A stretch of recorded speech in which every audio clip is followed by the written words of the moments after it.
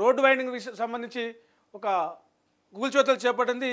మొన్న ఖైరతాబాద్లో కూడా ఖైరతాబాద్ చింతల బస్సుల హైడ్రా ఏమంటారు రోప్ ఆపరేషన్లో భాగంగా ఆ ఫుట్ బోర్డు మీద ఆక్రమించిన ఆక్రమణ ఏవైతే ఉన్నాయో వాటిని తొలగించింది. దానికి అడ్డం పడ్డాడు ఖైరతాబాద్ ఎమ్మెల్యే దానం నాగేందర్. మళ్ళీ ఇప్పుడు ఆయనతో పాటు మైనంపల్లి కూడా హైడ్రా మీద ఒక రకమైన సంచలన కామెంట్లు చేసినారు. చూద్దాం. హైడ్రా కూల్చివేతలపై రోజు రోజుకు తీవ్ర వ్యతిరేకత వ్యక్తమవుతూ ఉన్నది. హైడ్రాపై కాంప్రమైజ్ అయ్యే ప్రశ్నే లేదని, పేదల జోలికొస్తే ఊరుకోమన్నారు. తనకు ఎలాంటి నోటీసులు రాలేదని, అధికారుల విషయంలో కాంప్రమైజ్ అవ్వనని దానం తేల్చి చెప్పారు. వైఎస్ హయాంలో కూడా తాను కాంప్రమైజ్ అవ్వలేదన్నారు. మీరు కావద్దు sir. Danam Nagender no compromise. తనపై 173 కేసులున్నాయి, పోతే జైలుకు వెళ్తానని ఎమ్మెల్యే దానం నాగేందర్ సంచలన వ్యాఖ్యలు చేశారు.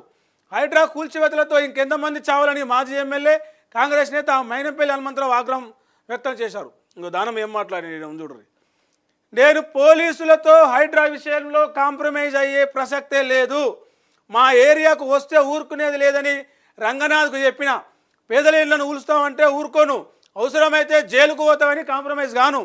నా ఇంట్లో వైఎస్ కేసీఆర్ ఫోటోలు ఉన్నాయి, రేవంత్ రెడ్డి ఫోటో ఇంకా రాలేదు అంటూ దానం నాగేందర్ వ్యాఖ్యలు చేశారు. ఇప్పుడు వ్యాఖ్యలు సొంత పార్టీలో పెను సంచలనంగా మారాయి.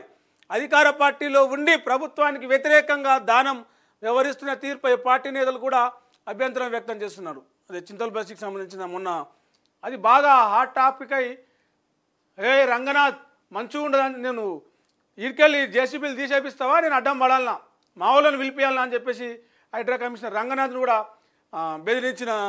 బెదిరించిండు దానం నాగేందర్. మళ్ళీ ఏమంటారు, నేను కాంప్రమైజ్ గాను, ఇప్పటికే నా మీద 173 కేసులు ఉన్నాయి, మళ్ళీ అయితే ఇంకో కేసు అవుతుంది, పోతే జైలు పోతే. కానీ అధికారులు పోలీసుల విషయంలో మాత్రం అస్సలు కాంప్రమైజ్ కాను అని చెప్పేసి ఒక బెదిరింపు దూరంలో దానం నాగేందర్ మాట్లాడతాడు.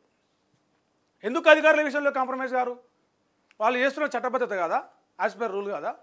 సరే, అక్రమ నిర్మాణాలను కూల్చివేయడం అనేది ఆహ్వానించేదగ్గది, కాకపోతే కొంత నోటీసులు ఇవ్వాలి, కొంత సమయం ఇవ్వాలి, అవి చదువుకునే సమయం ఇవ్వాలి. అట్లా చేయకుండా ఉన్న బలంగా ఇప్పుడే వచ్చి అర్ధగంటలో వచ్చి కూలగొడతా అంటే అడ్డం పడవచ్చు. కానీ ఆక్రమించుకున్న దాన్ని కూలగొడుతుంటే అడ్డుకుంటా, నా మీద 173 కేసులు ఉంటే గొప్పతనమా? అదొక కిరీటమా? అదొక గిన్నెస్ రికార్డా? పనిచేసే అధికారులను బెదిరియొద్దు కదా ఏదైనా సరే. మైనంపల్లి అంటాడు, హైడ్రా మొదలుపెట్టిందే కేసీఆర్ కేటీఆర్ అని మైనంపల్లి హనుమంతరావు అన్నాడు. కేసీఆర్ కేటీఆర్ హైడ్రా మొదలుపెట్టారు కదా, దాన్ని మొత్తానికి యాక్టివ్ చేసింది ఆలోచన. ఇట్లా చెరువుల ఆక్రమణ ఎఫ్టీఎల్ పరిధిలో ఉన్నది మూసి, దీనికి సంబంధించి మనం కొంత ల్యాండ్ అంతా కూడా అక్రమంగా కొన్ని కట్టడాలు ఉన్నాయి, దాన్ని ఇచ్చేయాలని చెప్పేసి గత ప్రభుత్వ హయాంలో ఒక ఆలోచన చేసింది కావచ్చు. కానీ దాన్ని స్పీడ్గా టక్కుని ఇట్లా సూపర్ హిట్ సినిమా రిలీజ్ అయినట్టుగా తెర మీదకి తీసుకొచ్చింది మాత్రం సీఎం రేవంత్ రెడ్డి అని చెప్పొచ్చు. కూల్చివేతల విషయంలో ఎవరు జోక్యం చేసుకోవద్దని గతంలోనే తనకు చెప్పారని తెలిపారు. ఏ ప్రభుత్వమైనా ప్రజలకు మంచి చేయాలని ఉంటుందన్నారు. సీఎం రేవంత్ రెడ్డి మంచి చేయాలనే ఉద్దేశంతో హైడ్రాను ప్రారంభించారని, కానీ దానివల్ల తెలియకుండానే కొందరికి నష్టం జరుగుతుందన్నారు. హైడ్రా క్రెడిట్ మొత్తం కేసీఆర్ కేటీఆర్లకే దక్కుతుందని చెప్పారు. హైడ్రా విషయమే మరోసారి సీఎం దృష్టికి తీసుకెళ్తారని ఆయన అన్నాడు.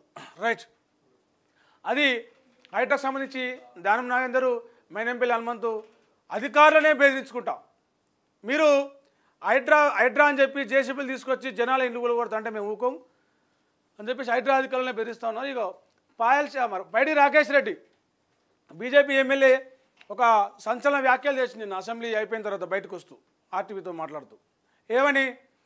కాంగ్రెస్ గవర్నమెంట్ను కూలగొడతాం, బీజేపీ ప్రభుత్వాన్ని ఏర్పాటు చేయబోతున్నాం రాష్ట్రంలో, నేనే హోమ్ మినిస్టర్ని, నేనంటే నేను కాదు రాకేష్ రెడ్డి, అవసరమైతే ఎంఐఎం సహకారం తీసుకుంటామని చెప్పేసి నిన్న ఒక కామెంట్ చేశారు. పొద్దుగా లేస్తే ఎంఐఎంలతోటి మాకు శత్రుత్వం ఉంది, వాళ్ళు ఉగ్రవాదుల పార్టీ అంటాడు బీజేపీ వాళ్ళంతా కూడా, మళ్ళా ప్రభుత్వాన్ని ఏర్పాటు చేయడానికి ఎంఐఎం సహకారం తీసుకుంటామంటాడు. చూద్దాం ఏమన్నాడు.